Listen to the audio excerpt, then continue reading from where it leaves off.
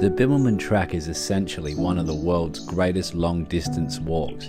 It's just over 1,000 kilometres long, or 620 miles from Kalamunda in the Perth Hills to Albany on the south coast. The southwest of Western Australia is renowned for its incredible diversity of plant life. 3/4 of the 11,000 species that grow in Western Australia are found in the southwest, and most of these plants grow here and nowhere else on the planet. Well, to me, the thing about the Bibbulmun Track is having a sense of independence.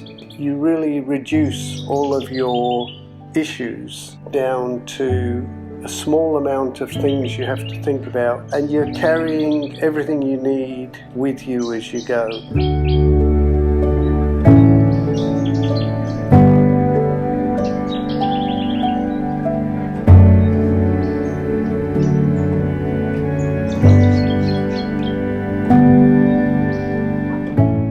The Darling Plateau is bordered to the west by the Swan Coastal Plain and to the south by the Scott River Plain and Lewin Naturalist Coast, part of the ancient granitic shield rock, the Yilgarn Shield, which is thought to be 2,700 million years old. The plateau is dissected by steep river valleys and the landscape is scattered with granite outcrops and rolling hills. Granite is the bedrock, covering a large area of WA and represents some of the oldest rocks on Earth. Keep your eyes open while on the track and you may spot many of Western Australia's wild animals. Many are threatened, however most are making a resurgence because of the number of foxes being reduced by poison baiting. This program is called Western Shield, extending over more than 3.3 million hectares of land. Using 1080 poison, a manufactured version of a naturally occurring poison called gastrolobium. This poisonous pea is helping reduce the destructive fox population. Our native animals have evolved with these plants and are not harmed by 1080.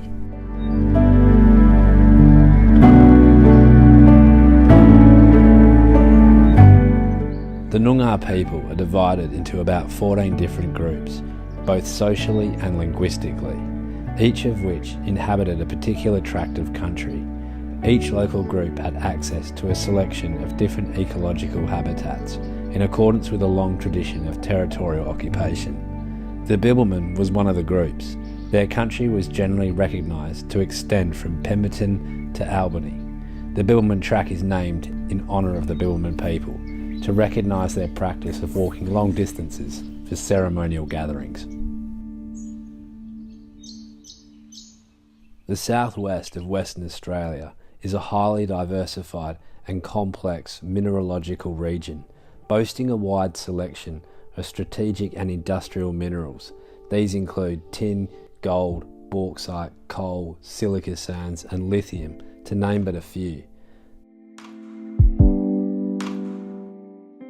Large sections of deforested land seem to be endless, and even greater parts of the area is gated, which for me is a great shame to see parts of the southwest closed off for mining.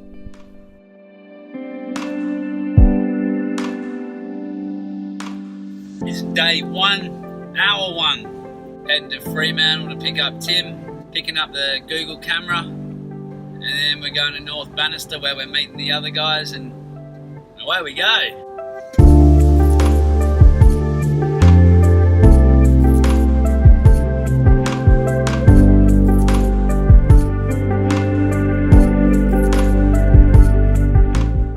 The main purpose of my visit to the Bib this time is to help capture 360 footage of the track for Google Earth Street View.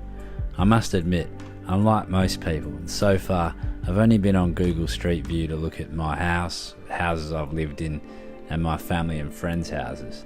However, with iconic natural locations all around WA already mapped, and soon the entire 1,000 kilometre length of the Bib on Street View, I'm sure I'll be using Google Earth much more efficiently in the future. The entire length is to be recorded by Bibbulmun Track volunteers, and we are merely one of many teams undertaking this project. We're the second team to film down the Bib. The first team started at Kalamunda Terminus and hiked through to Grinja Creek campsite an impressive 142.2 kilometres away, and it's here at Gringer Creek that we begin our journey.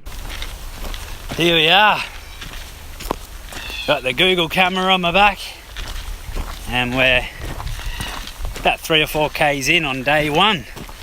So far, touch wood, I don't think we got anything wrong. We've got a guy, Chris, with us who did the walk first part from Kalamunda with us, so he's giving us some advice on the things they learnt, the little nuances with the camera. We've named him Wilson.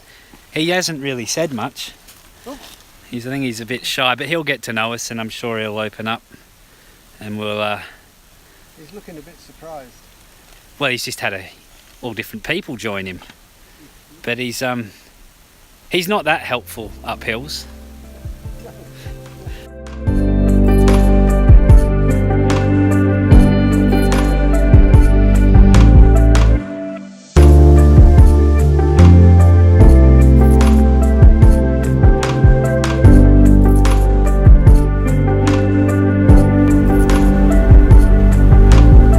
You might notice I'm in a car now. We're in a team of 4. Our team comprises of 4 people ranging in hiking experience. I'm the least experienced in the group, no doubt about it. Our team leader is Tim, who is joined by Headley and Larry, 2 seasoned hikers who have completed the track multiple times and are actively involved in the maintenance of the track. They're a valuable addition to our team and joined us at short notice. Our backgrounds are all very different, but what brings us together is our connection to the bush. After all, humans evolve from the environment. The towns and cities we live in have only been around for a few hundred years. In fact, the normal way of life as we know it is completely artificial. We come from nature, genetically, physically, biochemically, emotionally and spiritually. We're all connected to nature, so it makes sense that people from all walks of life find their identity and sense of self out in nature. That's why I make videos of the wilderness, why the natural wonders of my birthplace have such a profound effect on me. So I started off in the first group walking, and now I'm taking the car up to meet the team of walkers. We've got 2 cars in the convoy, which makes for a nice bit of break, and I get to have a bit of a forby. It's not exactly much of a challenging track, but so far we've covered 12 Ks, so we're halfway, another 12 to go obviously, and that'll be day 1. And it's 2 o'clock now, so we're aiming for 5 o'clock would be a nice time. We can possibly do it beforehand, but you know, there's no massive rush. And it's going well so far, touch wood. That, me saying that is probably not a good thing. The weather's been good, nice and cool. It's probably in the low 20s at the moment, which is nice. The Bibbulmun Track volunteer program relies on the bushwalking communities and the Bibbulmun Track walkers in particular to commit their time to assist in the maintenance and delivery of the Foundation's programs and services. There are around 300 volunteers that help to maintain the track. If you would like to volunteer or would like more information, check out the Bibbulmun Track website. I'll link it in the description.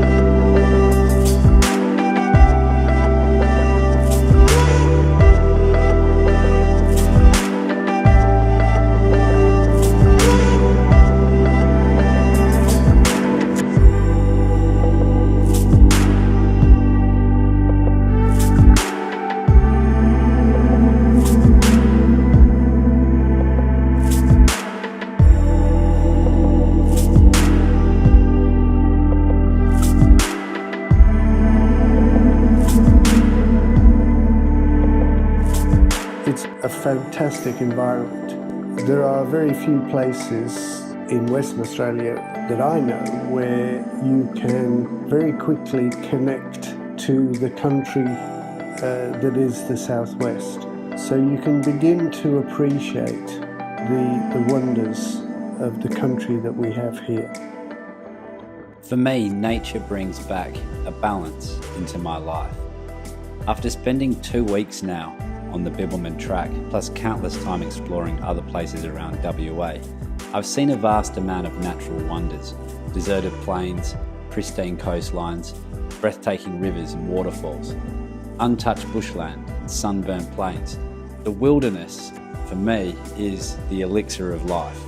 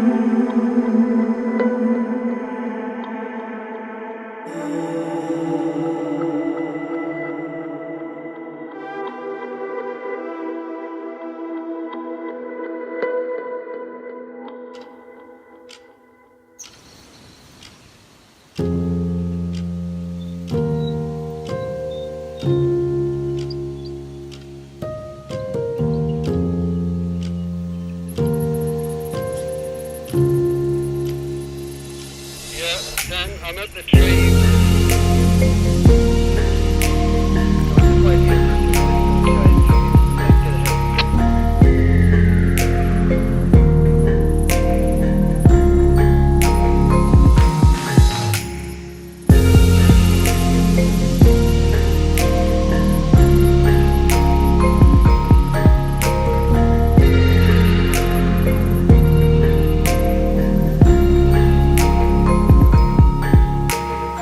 We've walked about 8 k's now on the second day.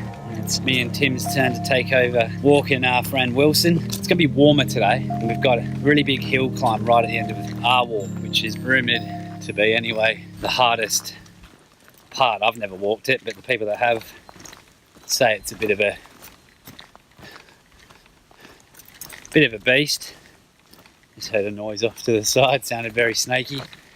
But the weather being warm like this, there is the potential of seeing a snake, which would make good footage for you lot anyway.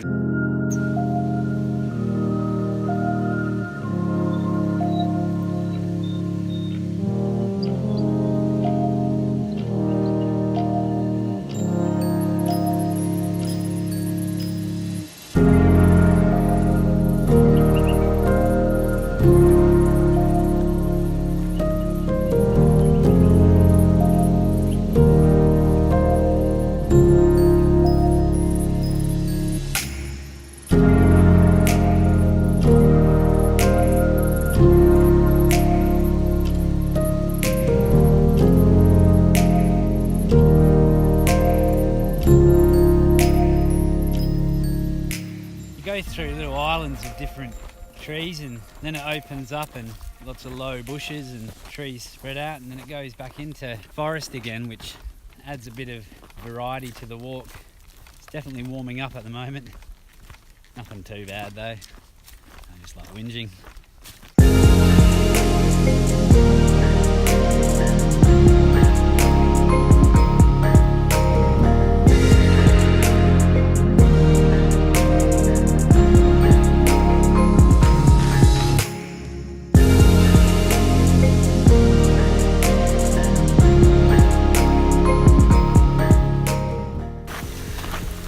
Tim's turn to carry Wilson now, so I'm the buddy guy carrying the one pack that's shared amongst the both of us, and it's a lot lighter than Wilson. We're not actually carrying all that much because we've got support vehicles, so we have all the heavy stuff in there. Well, we're about 2/3 of the way up to the top of Mount Wells.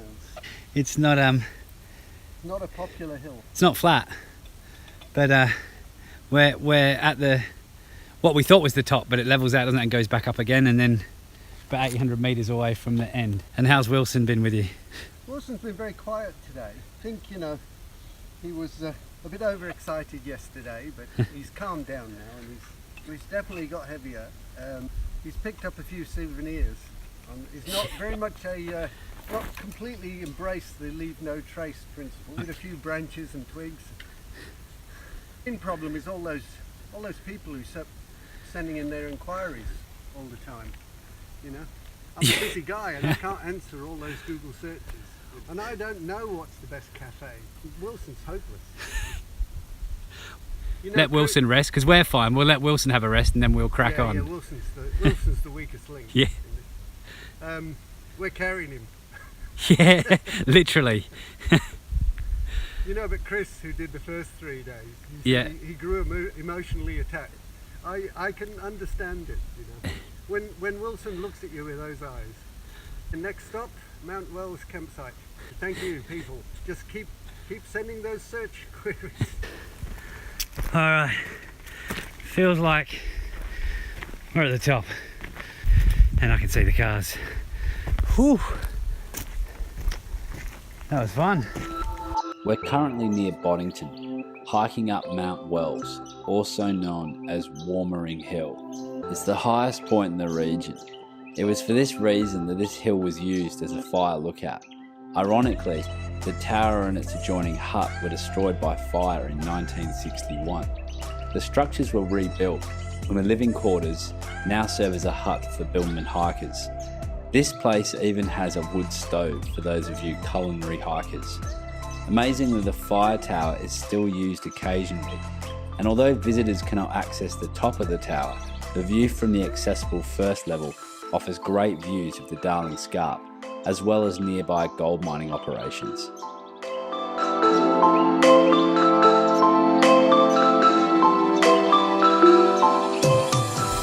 But that's an easy 14. You've got 3 hours. Yeah. So 9k 3 hours? Yeah, it's easy. And then if you're okay, you carry on. Okay. Just go for it. You goes to get the car for me, buddy. Alright, can you stick my iPad in it?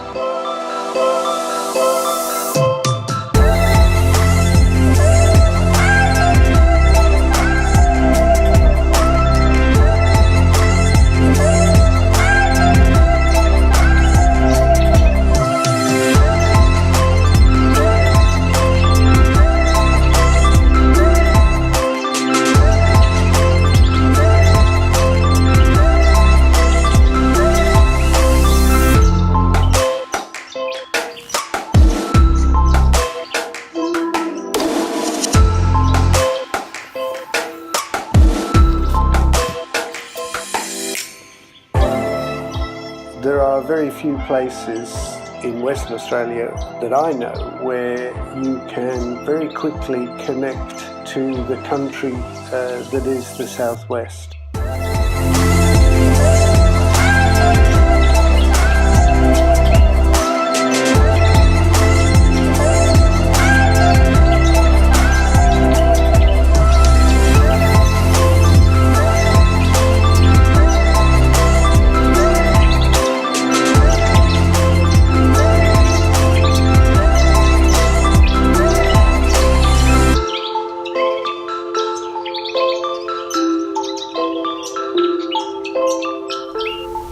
This is tick number 3 that we've discovered after getting out of the car, and it's probably not the last. There we go.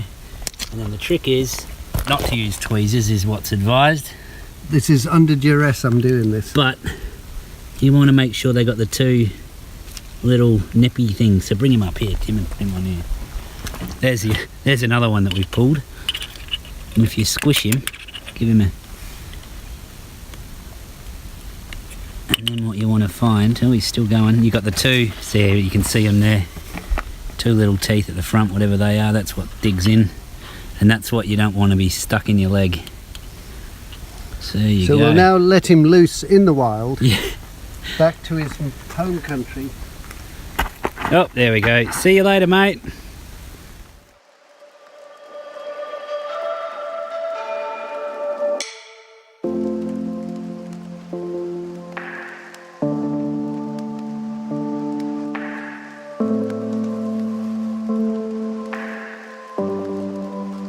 123.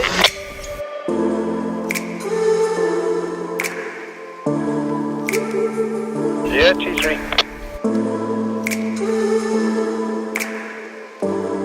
I don't think I can see the road anymore.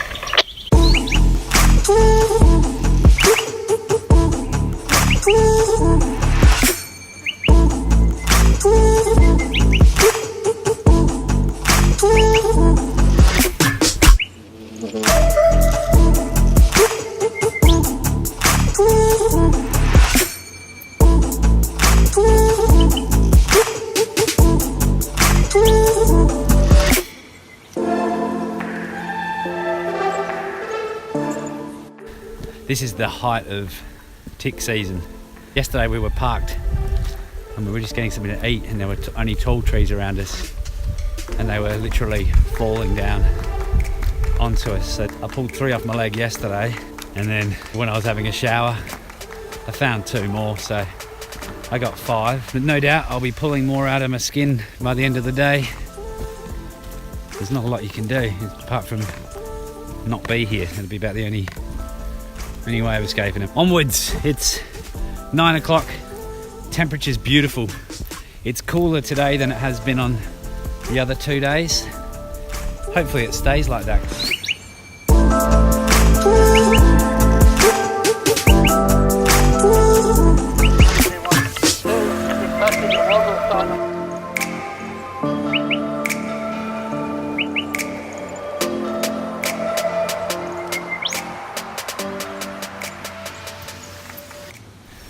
This section of track is definitely one of the more scenic parts of the trip so far.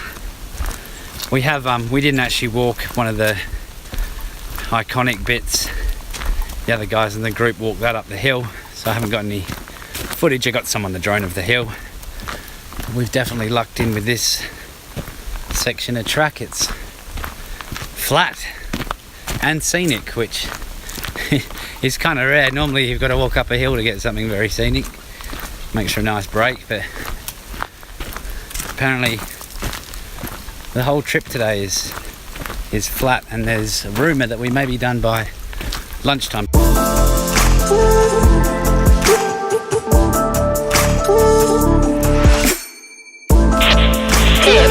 We're going to be swimming around one side of the ship. If you can bring the camera, bring it round and point it into the shelf, so you see the name Eudora, and then turn around and walk until you're going out, and you'll see a sign in front of you that says, "Oh, well," if you take it to that, and then stop there, it'd be great. We'll stay.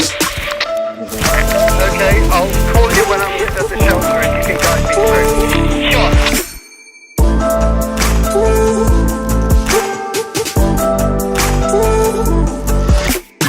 There's something really independent about walking a long distance and certainly overnighting in different huts.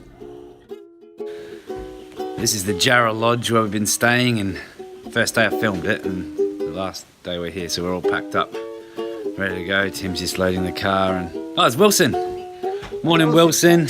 Hi Dan. How you been, mate?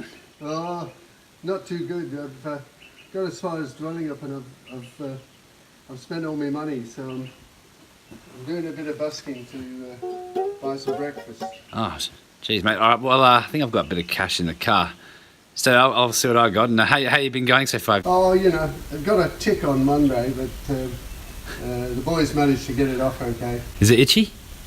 Oh, not too bad now, you know. I put some cream on it. Don't stay there too long, mate. You're putting off the customers. Yeah, I'll crack on then, mate. Or no, I'll see you in the car, shall I? About 20 minutes? I'll catch you later. Yeah. All right, okay, Wilson. Dan, how do you do an E7? E7, there we go, so that's Wilson. He's ready to go. Packing up the car, and 16 Ks today. He was starting day 4, the final day. It's beautiful around here. We're just driven through Lane Pool. So we've driven probably about 45 minutes further south to film this bit. So we're not filming obviously in complete chronological order of the track. we've got 16 Ks back to Perth. The next team take over and we give up Wilson. Sort of got a little bit attached to the guy, really. It grows on you, despite the fact you've got to carry him everywhere. He does none of the work for you.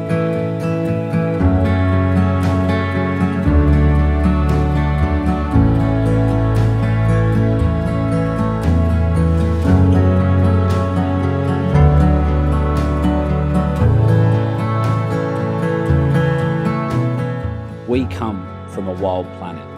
We are the wilderness. We find ourselves in nature.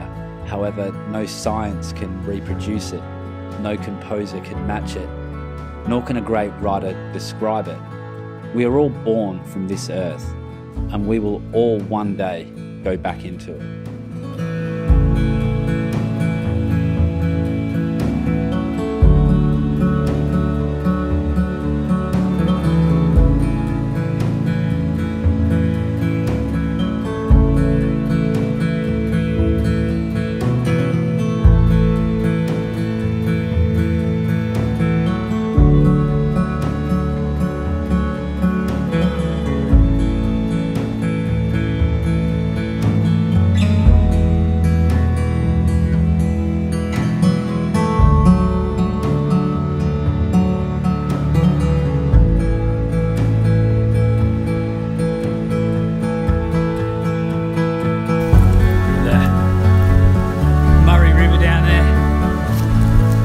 We've been following all day.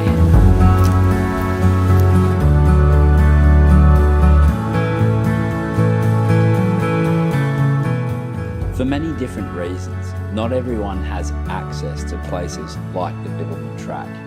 It's with technology like the Google camera, social media platforms like YouTube, cameras that can fly attached to drones, cameras that we can fit in our pocket that are attached to our phones, that places like the Bib can be experienced by everyone, and people from every walk of life can walk in the steps of someone from another world.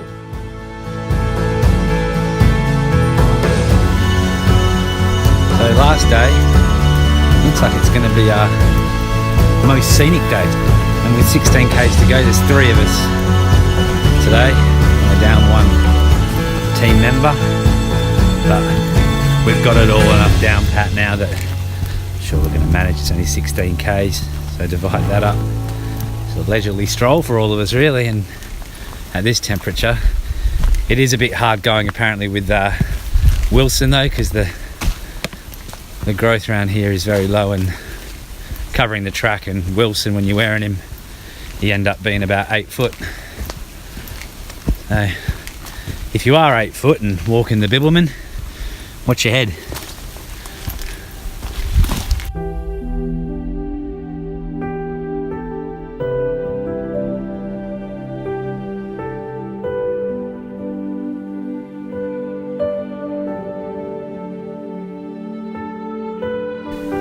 The scenery is definitely very different here, and it's almost got that down south feel to it. A lot of ferns and damp, which from the last few days of our walk has been anything but.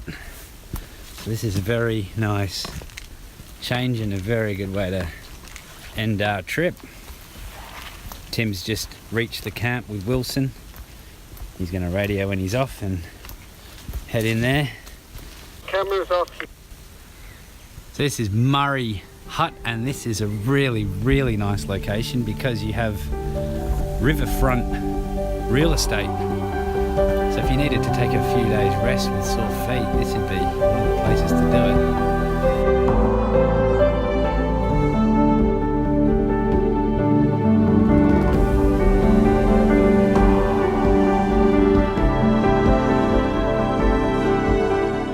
My turn with Wilson, and this is quite a different experience walking with him in this kind of bush because there's so many overhangs and everything's still damp from the rain last night. So we've had a few problems with his lenses. We've just given them a clean, try and keep the water off. So hopefully it doesn't interfere with the picture quality too much. It's still very dense. This part, there's growth all over the track. Paul Wilson's getting himself a nice shower. Also got me thinking it is important to bring some kind of eye protection when you're walking, particularly when it's starting to get more sort of undergrowthy like where we are today, because you don't always see the little sticks poking out, and the last thing you'd really want is a scratched eye or worse. So yeah, if you already wear glasses, well, don't worry, but if you don't wear glasses, bring a pair of sunnies, and that way you keep your eyes a bit protected. Just a bit of a breather. Flies are out. I don't know what it is with me and flies. I hate them. You know, they've been around all my life, and I've never got to the point of just accepting them. Can't stand them. But yeah, Tim's a bit behind, so I'm just having a bit of a rest and wait up for him. I'm starting to sweat now. It's hard work going through thick bush with Wilson. It's almost as hard as when you're on an uphill, but we're nearly done.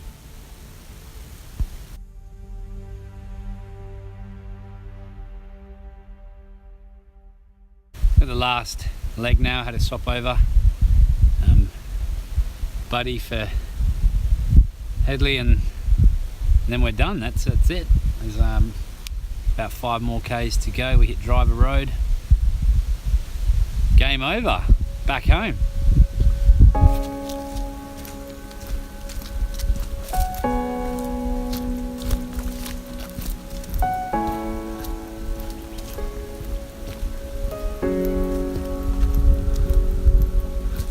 Thing we often forget about the Bibbulmun Track is it's a wonderful volunteer organisation. So it's something that has been created for volunteers by volunteers, and it's growing in terms of its influence and its importance to the lifestyle of Western Australia. So it's a tremendous institution, it's a wonderful environment, and it's a unique experience. So I recommend it to anyone.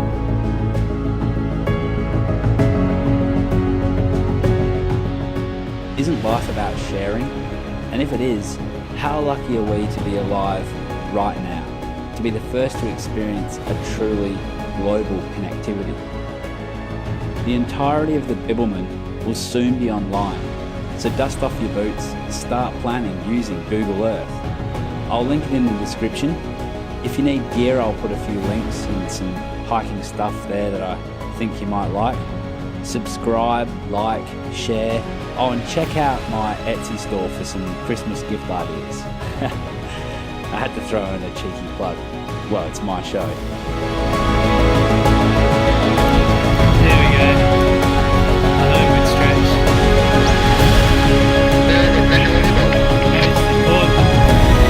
Finish line. There we go. We're done. Well done, Tim. Thank you very much.